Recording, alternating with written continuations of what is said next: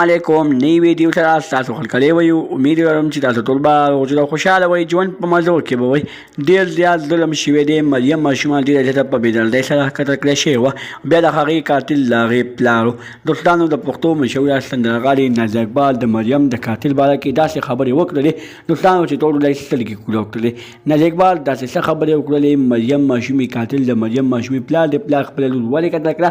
نازیه اقبال د قتل باره کې ټول معلومات ټولو پښتنو ته ورکړو. نازیه اقبال څه معلومات ورکړل، هغه ټول معلومات د تاسو سره په دې ویډیو کې شریکوم. دغه رنګې نورو معلوماتي ویډیوګانو لپاره زموږ خبر میډیا چینل سبسکرایب کړئ. نشان اوس خامخا وخورئ. زموږ هر یوه نوې معلوماتي ویډیو تاسو ته په اسانۍ سره میلاویږي. مینوالو، ډېره زیاته دردناکه واقعه رامخې ته شوې وه. په چارسده علاقه پړانګو حدودو کې ډېر زیات ظلم شوی و. مریم ماشومه ډېره زیاته په بد حال سره قتل کړې شوې وه.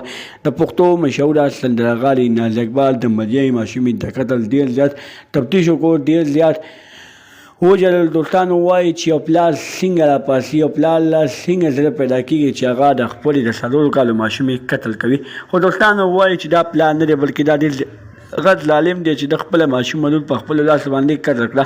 د پښتو مشهوره سندرغاړې نازیه اقبال په سرو سترګو باندې په ژړا شوله او وایي چې زه چارسدې پولیسو ته چولۍ خوړوم، زه چارسدې پولیسو ته منتونه کوم چې دغه ظالم ته د ښه بدترینه سزا ورکړل شي، ځکه چې دغه ظالم ډېر زیات ظلم کړی دی. خپله ګلالۍ ماشومه لور یې په خپلو لاسو باندې ډېره زیاته په بد حال سره قتل کړې ده. دوستانو، الله تعالی دې وکړي چې د مریم ماشومې پلار ته بدترینه سزا میلو شي، مریم ماشومې ته انصاف میلو شي.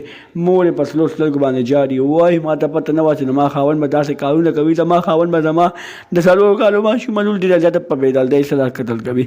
دوستانو، الله تعالی دې رحم وکړي، الله تعالی دې فضل وکړي. دوستانو، الله تعالی دې هغه ظالمانو د بچي نه ورکوي کوم ظالمان چې په خپلو بچو باندې ظلمونه کوي. دغه رنګې نورو معلوماتي ویډیوګانو لپاره زموږ خبر میډیا چینل سبسکرایب کړئ. نشان اوس خامخا وخورئ. زموږ هر یوه نوې معلوماتي ویډیو تاسو ته په اسانۍ سره میلاویږي. والسلام.